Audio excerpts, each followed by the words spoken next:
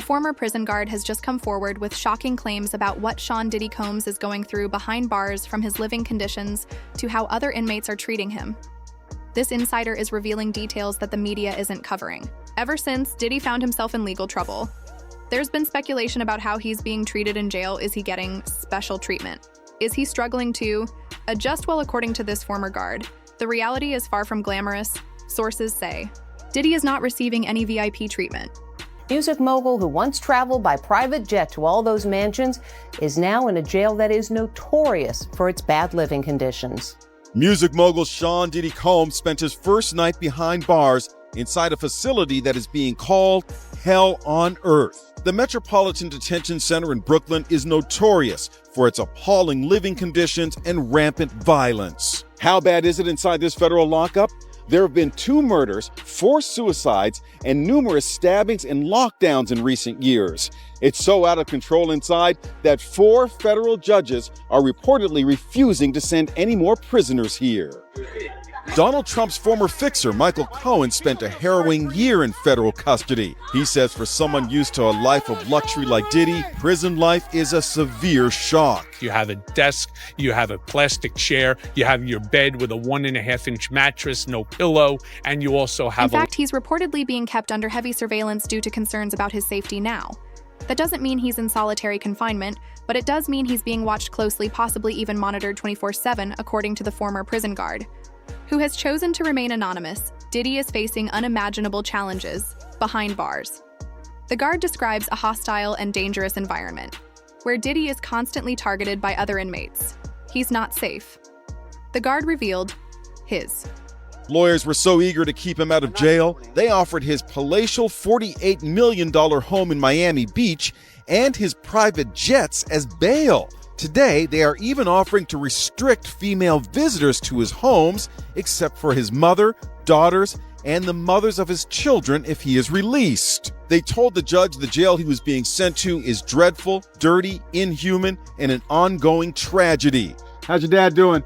How's your dad doing? Family members appeared somber as they arrived at federal court in Manhattan today in another attempt to get out on bail. The judge cited Diddy's history of violent temper and potential intimidation of witnesses as reasons for keeping him behind bars. Diddy's former protege, singer Aubrey O'Day, is celebrating Diddy's downfall. The other inmates see him as a trophy, and they're out to prove something.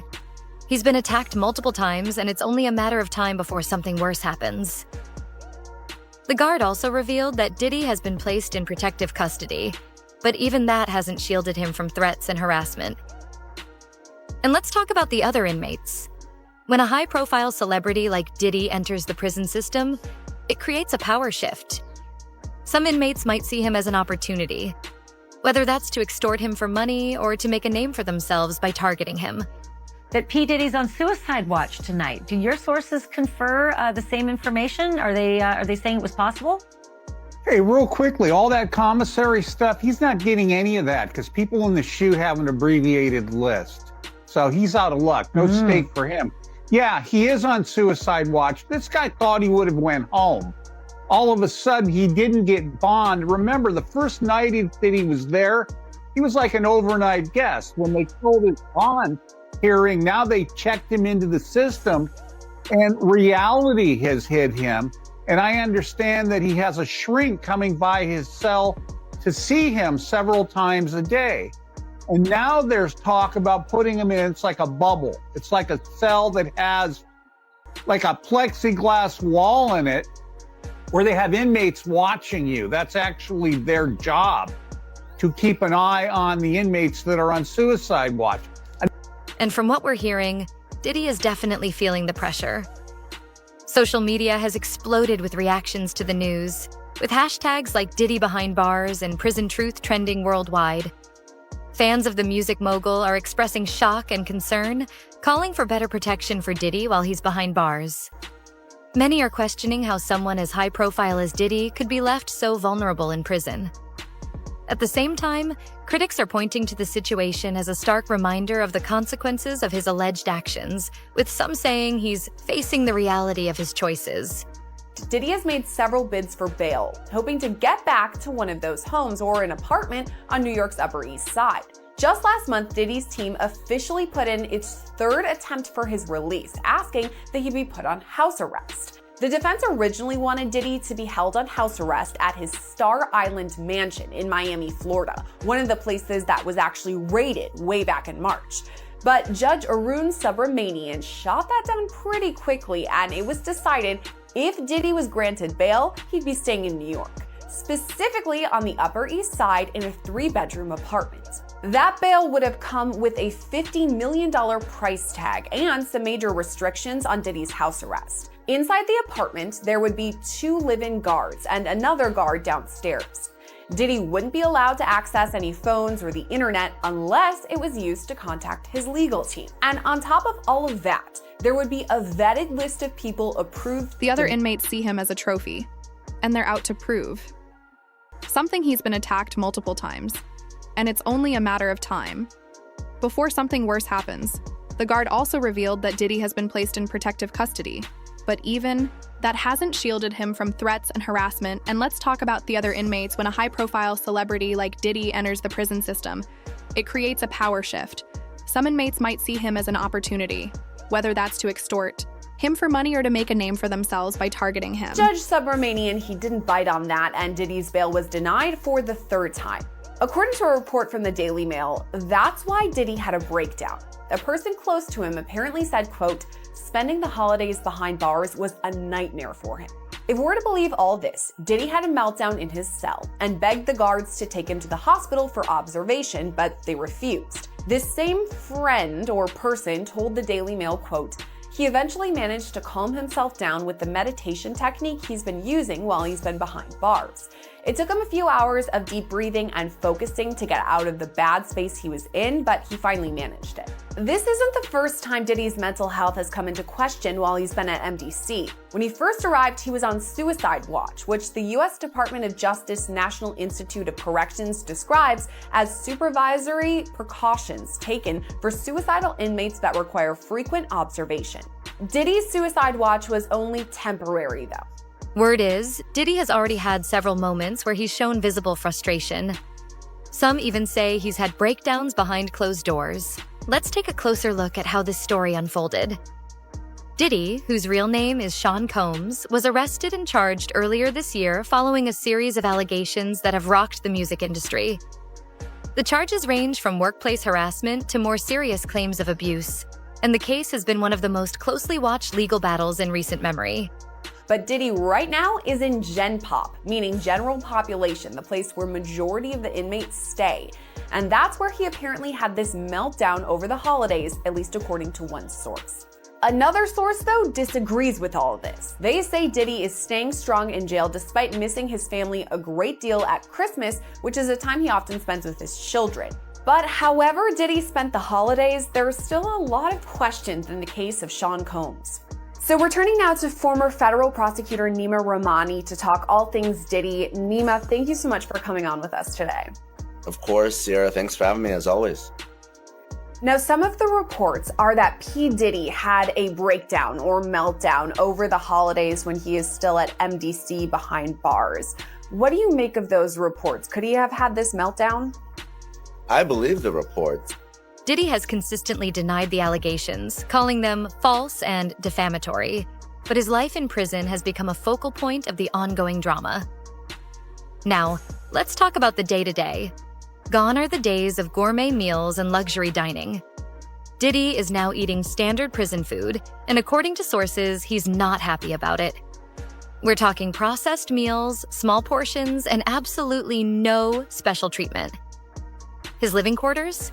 Is someone who's rich and famous and has lived a life of luxury for many years, and now he's in federal prison during the holidays. So this isn't someone who's a hardened criminal who has spent a lot of time in custody. So the fact that he's spending Christmas and New Year's and future holidays in prison is probably finally getting to him. So I'm not surprised that he cracked. You're right. It's definitely a change of tune from his lavish mansions and the holiday season to what he's experiencing right now. As far as the mental health side of things, I remember when Diddy was first arrested, he was put on suicide watch. So obviously keeping tabs on his mental health. Here in this instance, he apparently was asking for the guards to take him to the hospital so he could be treated there. Is this something that we're going to keep an eye on, Diddy's mental health behind bars? I think so. And obviously, we haven't seen him, but your colleague Elizabeth has reported that. And from what we're hearing, Diddy is definitely feeling the pressure. Social media has exploded with reactions to the news, with hashtags like Diddy behind bars and prison truth trending worldwide. Fans of the music mogul are expressing shock and concern, calling for better protection for Diddy while he's behind bars. Many are questioning how someone as high profile as Diddy could be left so vulnerable in prison at the same time. Critics are pointing to the situation as a stark reminder of the consequences of his alleged actions, with some saying he's facing the reality of his choices. Sean Diddy Combs reportedly underwent treatment in a hospital as he continues to await trial on trafficking charges. According to Page 6, the 55-year-old was transported from Metropolitan Detention Center in Brooklyn, the federal prison where he was sent following his September arrest, late January 30th to undergo an MRI, and was then soon returned to police custody later that night. The outlet cites a source as saying that the medical scan was authorized because his knee was bothering him. E! News has reached out to reps for Diddy and the Federal Bureau of Prisons for comment and has not heard back. The Grammy winner's attorney, Mark Agnafilo, tells TMZ, quote, "I cannot comment on anything related to prisoner movements. Also, I'm not commenting on anything related to possible medical issues." Diddy had shared in a since-deleted Instagram post in 2017 that he had undergone his third knee surgery in a year. The Federal Bureau of Prisons has neither confirmed nor denied the reports about Diddy's hospital visit. According to the guard, Diddy is constantly looking over his shoulder, fearing for his safety. He's scared, isolated, and just trying to survive. The guard said, "It's hell in there, and he's not built for this kind of environment." The guard also revealed that Diddy has been struggling with his mental health, showing signs of depression and anxiety. "He's a shell of the man he used to be," the guard added. And speaking of wake-up calls, sources claim that Diddy is already struggling with the prison schedule. Feds now say Diddy's alleged trafficking scheme dates back to 2004, whereas in the original indictment, it listed 2008. Here's what it says, quote, "From at least in or about 2004 through in or about 2024, Sean Combs, aka Puff Daddy, P. Diddy, Diddy, PD, Love, the defendant, and others, known and unknown, were members and associates of a criminal organization, the Combs Enterprise, or the Enterprise. Members and associates of the Combs Enterprise engaged in and attempted to engage in, among other activities, trafficking, forced labor, interstate transportation for purposes of coercion and enticement to engage in narcotics offenses, kidnapping, arson, bribery, and obstruction of justice." This new indictment also ups the number of victims. At first, only one victim was listed in the indictment, which some believe is Diddy's ex-girlfriend and the first person to file civil suit against him. Gone are the days of waking up whenever he pleases. Now, he's forced to follow strict routines, with wake-up calls as early as 5 a.m.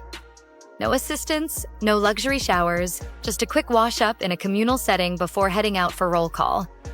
And let's not even get started on the lack of privacy. In prison, there's no such thing as personal space. Diddy is constantly surrounded by people, some of whom might not have the best intentions. Friends and associates of Diddy have been quick to express their outrage, calling the situation unacceptable and inhumane. After his arrest in New York, Diddy was booked at MDC. Back then, we took a deep dive into MDC's conditions, but they're really worth revisiting. Following Diddy's arrest, his attorney Mark Agnifilo immediately sounded the alarm on MDC, arguing there are some major issues with the jail, citing violence, poor conditions, overcrowding, and even staffing issues. He also cited some startling statistics. 2 inmates have been killed at MDC since June, and at least 4 inmates have died by suicide over the past 3 years. On top of that, 6 staff members have been charged with crimes over the past 5 years. Even with all these questionable stats, it's still common for defendants to be housed at MDC after their arrest, as they're awaiting trial in either Manhattan or Brooklyn. And the jail is no stranger to high-profile inmates either. MDC famously housed R. Kelly, Ghislaine Maxwell, and Sam Bankman-Fried. Let's be real, Diddy has lived a life of luxury for decades. Private jets, 5-star hotel security teams at all times, but prison. That's a whole different world according to this insider. Diddy is struggling. He's not used to the lack of control Thestrict, rules, or the reality that his money can't buy his way out of. Everything one of the biggest adjustments for any celebrity in jail is the loss of privacy. Guards do routine checks. Inmates are always watching, and there's no escaping the reality of being locked up.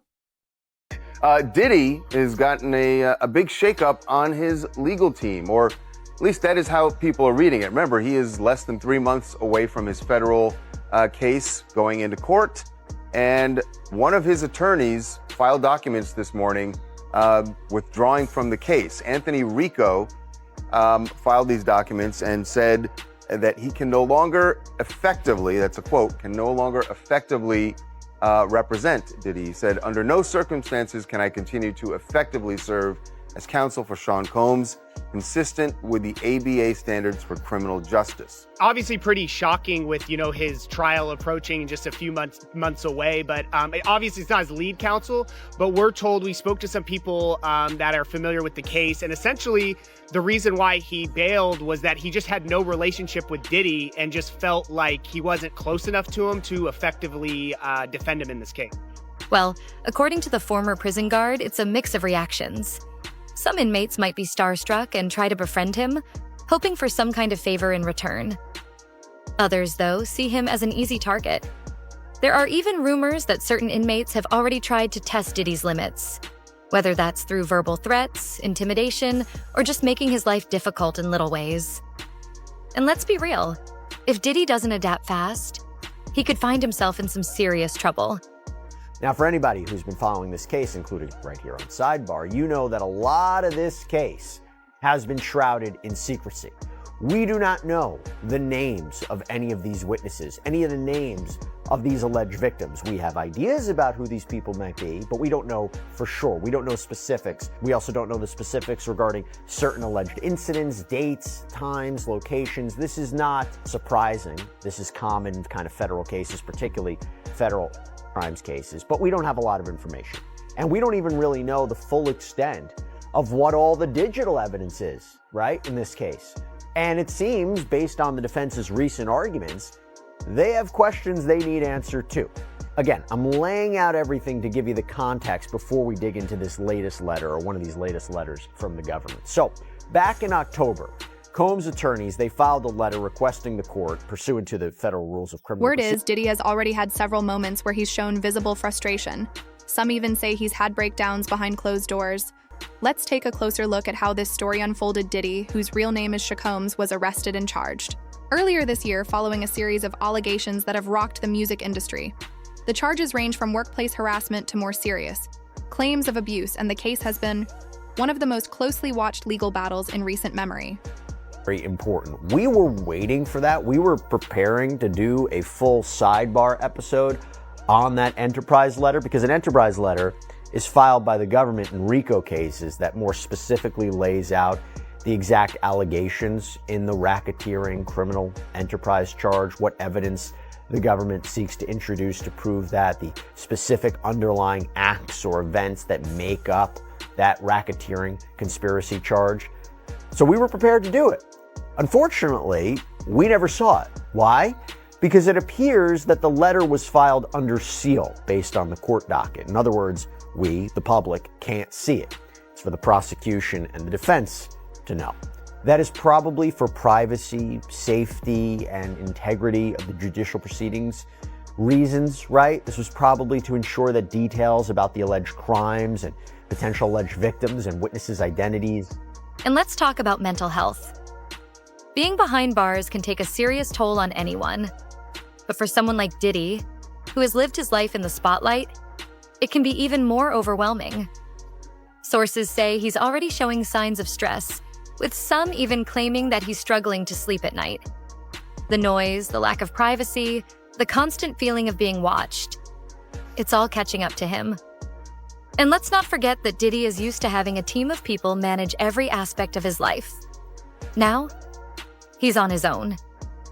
Is it crucial in these complaints to have a specified time frame of when this allegedly happened?